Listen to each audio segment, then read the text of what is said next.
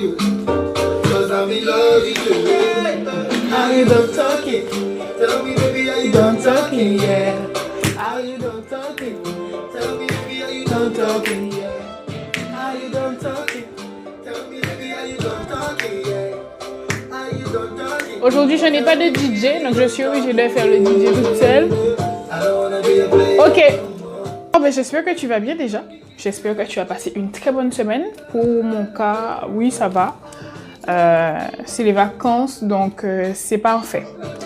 Aujourd'hui, on va parler d'une chose très importante. On va retourner un petit peu sur la relation. Et le sujet d'aujourd'hui, on va parler de relations, d'officialisation de relations et comment se repérer dans une relation. Ça me fait rire parce que c'est un camarade qui m'avait laissé ces sujets-là. Bref. Alors, faut-il déjà toujours mettre un nom sur une relation? Alors moi, j'ai envie de te dire, si tu es en plan relation sexuelle, pour ne pas dire plan cul parce que c'est sale, en plan relation sexuelle avec une personne et que tu ne lui dis pas, mais la personne pense qu'elle est en couple avec toi, il y a un gros décalage. Donc les gars, je dis bien les gars parce que c'est vous qui gérez les relations le plus souvent. Les gars, apprenez à dire quand même à la personne avec qui vous fricotez que ce n'est que du fricotage, d'accord? Parce que c'est bien de savoir où on va, mais c'est bien de savoir ce que l'on veut. Et quand tu as ce que tu veux et là où tu vas, là, on rentre dans un cadre, dans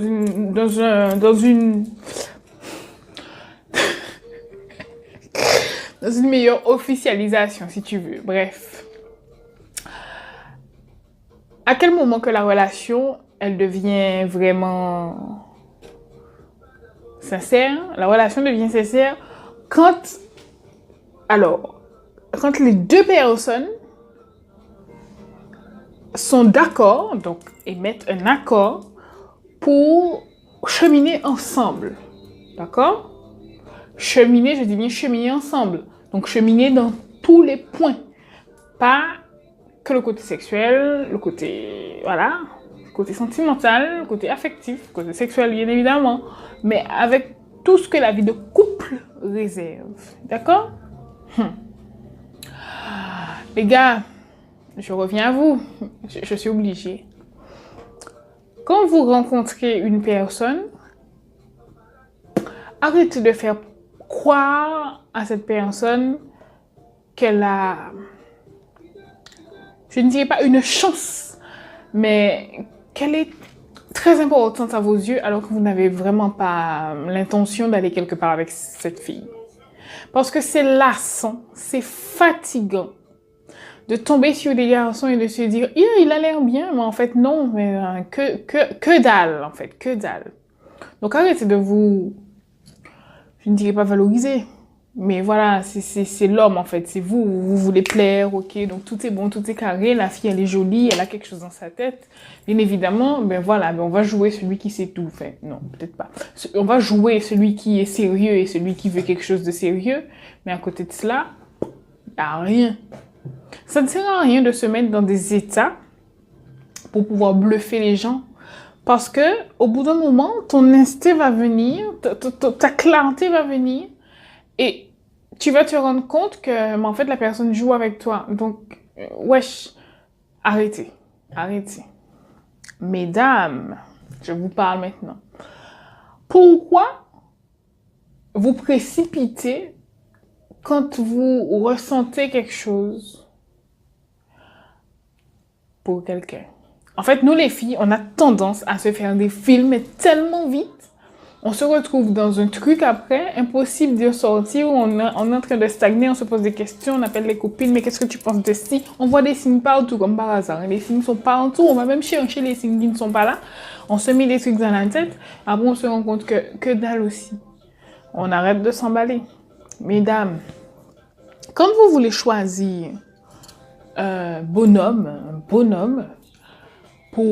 une relation sérieuse, ça mérite beaucoup d'attention et ça mérite beaucoup de calme. Est-ce que tu t'es déjà fait une petite fiche de ce que tu recherchais vraiment? Je ne dis pas ton idéal, ton prototype, mais de ce que tu recherchais vraiment. Ce que tu recherchais pour ta vie, ce que tu recherchais pour toi en fait. Pour toi, la femme qui va mener un foyer. Est-ce que tu t'es déjà demandé, je veux un homme comme ci, comme ça, comme ci, comme ça? Est-ce que tu sais que la plupart du temps, tu as toujours ce que tu demandes à 1% près? Si tu demandes un homme qui n'est pas chiant, ben là, il va être chiant. C'est dommage. Mais ils sont tous chiants, je te rassure aussi. On se pose avant. On a toujours les réponses, hein, souvent. Enfin, pas souvent, on a toujours les réponses. Elles tombent. Demande et tu auras. Il l'a dit. Demande et tu auras. Par contre, si tu demandes ce garçon-là, tu sais, le chabin, avec les yeux très clairs, avec des locks, et que Dieu ne te dit, ce sera pas lui, ce sera le noir, avec les cheveux coupés, avec quand même les yeux verts, ok, ce sera le noir, pas le chabin. Il va pas t'envoyer le chabin, mais il va t'envoyer un homme. Remets ainsi, il t'a envoyé quelqu'un. C'est pas ce que tu avais demandé. Tu voulais cette personne-là, mais cette personne-là n'est pas adéquate à toi. C'est pas cette personne-là qui va t'amener là où tu veux aller. Donc, essaye un petit peu d'avoir ta liste. Tu sais, ton petit listing de ce que tu aimerais avoir, de la personne que tu voudrais qui t'accompagne dans ta vie. Mais quand Dieu t'envoie celui qui est bien pour ton chemin, ne ferme pas les yeux parce que tu es resté sur Brian. Ne ferme pas les yeux parce que tu es resté sur Paul. Ne ferme pas les yeux parce que tu es resté sur Antoine. Ouvre tes yeux parce qu'il y a Fabien. Ouvre tes yeux parce qu'il y a Fabrice. Ne te lance pas corporellement tout de suite dans une relation. Ne te lance pas sentimentalement tout de suite dans une relation. Apprends à connaître une personne. C'est marrant parce que dernièrement, j'ai assisté à comme une soirée, une réunion et tout, où le couple parlait de ça. On prend plus vraiment le temps d'apprendre à connaître quelqu'un alors que ça dure toute une vie. Pourquoi tout de suite baisser la braguette? Pourquoi tout de suite baisser la braguette? C'est une pulsion en fait, c'est une pulsion. C'est quelque chose qu'il faudrait assouvir. Mais on a tellement le temps pour cela. Parce que quand on commence par le bas, à consommer le bas, on oublie souvent ce qui est là-haut. Est-ce que c'est le but? Je ne crois pas. Le but, c'est d'apprendre déjà à savoir ce qu'il y a dans la tête. Commencez par le début de toute chose. Commencez par savoir ce qu'il y a dans la tête. Et puis tu descends petit à petit. Mais là, on est pressé. L'homme et la femme, c'est les mêmes. Là, je vous mets tous dans le même sac. On est pressé. Alors, moi, j'aimerais aussi faire les garçons ouvrir les yeux sur les filles. Les garçons, ils sont tellement forts pour dire « Moi, c'est celle-là que je veux. » Ah, moi, c'est celle-là que je veux, je l'aurai. Et après, ça crâne. Mon Dieu, ça crâne. Ah, mais tu vois, je t'ai dit, j'allais la voir, je l'ai eu, machin. Les garçons, vous êtes figés dans quelque chose, il faut se défiger. Ah ouais, mais celle-là, tu vois, elle a trop de ventre, ça va pas. Mon gars, dis-toi bien que dans la vie, rien ne reste figé, ok? Pourquoi je te dis ça? La fille qui a du ventre, elle peut très bien te montrer qu'en 3 mois, elle n'en a plus. Et au contraire, elle les a remplacés par des abdos. Mais vous êtes tellement dans le paraître, dans le physique, certains, que vous passez à côté de belles relations.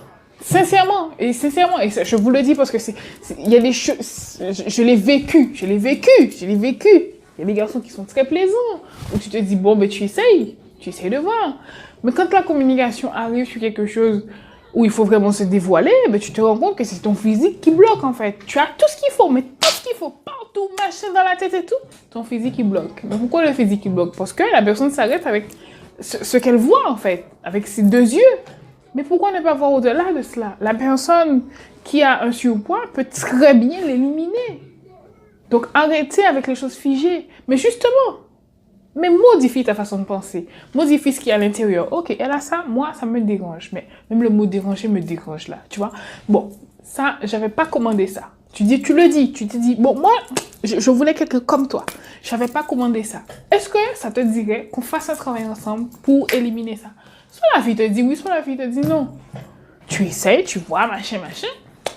Et si la fille te dit oui, mon gars, tu as tout gagné. Tu as tout gagné parce que là, en fait, tu vas mettre en place un système qui va permettre à la fille de se dire, mais en fait, waouh, il est là, en fait, il est présent. Il va m'aider à accomplir quelque chose. Mais quand d'emblée, tu dis, bon, ben, c'est mort, ben, l'autre, en fait, ça vexe. Alors, ça vexe, mais surtout, ça te donne juste envie de rester dans ton gouffre, en fait. Donc, voilà. Messieurs, soyez quand même indulgents. Et mettez une certaine compréhension sur le corps des filles. Et arrêtez de toujours vouloir celle qui... T'as compris? Y a pas de souci. On revient aux dames. Mesdames, s'il n'a pas de locks, c'est pas grave, hein. Au contraire, ça fait déjà un problème en moins. Parce que si tu ne sais pas coiffer, il doit aller se faire coiffer chez quelqu'un, là encore, ça va être un problème. Pourquoi tu n'es pas rentré? Tu crois que se te coiffer, ça prend 3 heures? Oui, des fois, coiffer quelqu'un qui a de locks, ça prend bien plus de 3 heures, je vous le dis. Donc, ne vous inquiétez pas. Moi, je pense qu'il ne faut pas forcément avoir un type de personne. Il faut surtout voir selon... C'est un peu égoïste, en fait. Mais il faut voir selon ce que l'on mérite vraiment. Est-ce qu'en couple avec quelqu'un, c'est un peu de l'ego. Tu prends chez la personne, pas ce qu'il te manque, mais tu prends chez la personne quelque chose qui va pouvoir t'aider pour le futur. Juste une certaine stabilité, en fait, que tu cherches. Tu cherches la personne qui va pouvoir assurer financièrement. Tu cherches la personne qui va pouvoir assurer un foyer. Tu cherches le futur papa. Tu cherches la future maman. En fait, c'est cela. C'est un peu égoïste. L'homme est très compliqué. Je vous aime beaucoup, messieurs. Franchement, je vous adore, je vous admire. Je l'ai déjà dit, je crois. J'aime les hommes. Enfin, t'as compris. Bref. Je vous admire. Parce que vous avez cette capacité d'être tellement tranquille dans les relations, en couple, à juste pouvoir... Bon, des fois, vous écoutez pas forcément, mais vous êtes posé, en fait. Ce que nous, on n'est pas. Nous, on veut toujours tout faire vite, machin, il faut faire ça, nettoie la table, fait la vaisselle, machin, on est au galop. Tandis que vous, non, tranquille, le petit lion, il dort, il fait sa sieste, il se réveille, il voit un petit peu ce qui se passe autour, il prend les informations, il les note. Il ne le dit pas souvent, mais il les note. Et après, quand le moment est adéquat, mais il vient, il te dit que ça, c'est comme si, c'est comme ça. J'admire ça chez vous. Mais mesdames, sachez que les hommes choisissent très bien aussi leur femme, leur vraie femme, la wife, tu vois. Choisissent bien leur femme. L'homme, quand il te voit, il voit qu'il était chez lui enfant et que sa maman prenait soin de lui. Est-ce que tu vas pouvoir faire ça? Il voit qu'il va se mettre en couple avec une personne et il aura peur d'avoir une certaine routine. Est-ce que tu es prête à savoir modifier ta façon de t'habiller? Est-ce que tu es prête à savoir séduire? Est-ce que tu es prête à surprendre? Alors, ça c'est très important pour lui. Hein.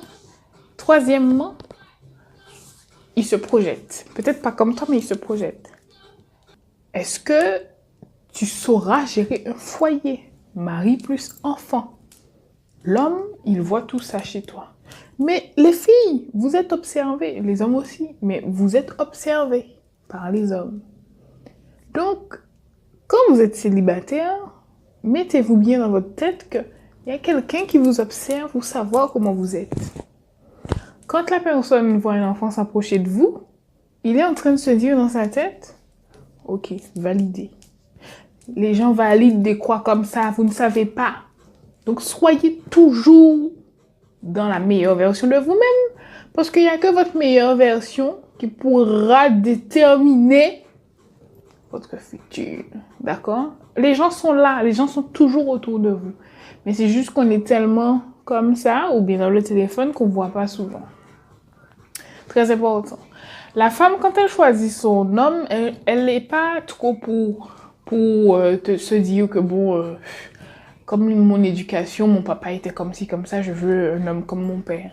Non, en fait, l'homme, elle choisit l'homme plutôt pour son futur. Donc, l'assurance financière, l'assurance en tant qu'homme physique, et le futur papa sur qui elle va beaucoup compter. Alors, elle a toujours tendance à comparer sa vie de couple actuelle et la future vie qu'elle n'a pas encore. Ça, c'est malheureux. Mais pourquoi tu n'es toujours pas rentré? Alors, dans sa tête, la phrase continue. Pourquoi tu n'es toujours pas rentré? Imagine si on a des enfants plus tard. Voilà, ça part toujours dans l'excès. Excusez-nous, c'est comme cela. Mais on n'a pas tort non plus. Donc, elle cherche en fait l'assurance de la future personne, du futur papa. C'est pas méchant. Moi, je pense que pour pouvoir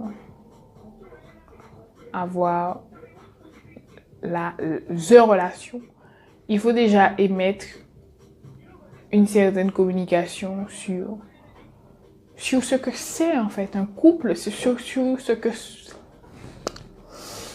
que l'autre désire, surtout, et cheminer avec cela.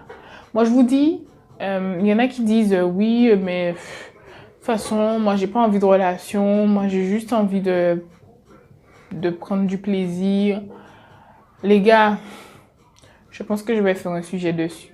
Parce qu'il y a prendre plaisir et prendre plaisir. D'accord? Bref. En tout cas, mettez toujours un nom sur vos relations, sur votre relation. Et arrêtez de laisser les gens dans le doute. Il faut mettre un nom sur les choses. Moi, je ne suis pas pour les relations sexuelles débridées. La fille qui va être ta femme, la fille, ta copine, tu rentres dans une relation avec elle, une relation de stabilité, ben, il faut qu'elle sache aussi qu'elle est dans quelque chose avec toi. Parce que quand une personne va venir lui parler demain en lui disant « Excuse-moi, mais tu m'as l'air magnifique. J'aimerais apprendre à te connaître un peu plus. » Elle dira « Merci, je suis magnifique. Je sais. Non, je le sais. Mais un peu plus, ça va être compliqué. Car j'ai quelqu'un dans ma vie, point. Les gens savent où ils sont. Et ça permet aussi d'éviter des erreurs. Donc voilà. Bon, et moins de 20 minutes, mes vidéos. Parce que après, YouTube va me dire des bêtises. On se retrouve peut-être la semaine prochaine. Ou la semaine d'après. En tout cas, c'est Tina Parker. Parker. Il n'y a pas de souci, il n'y a pas de problème. Tu connais déjà, tu partages, tu aimes, tu fais tout ce que tu veux. Mais en tout cas, tu la visionnes jusqu'au bout. Et tu continues à donner de la motivation et de l'amour, ok? On se connaît déjà.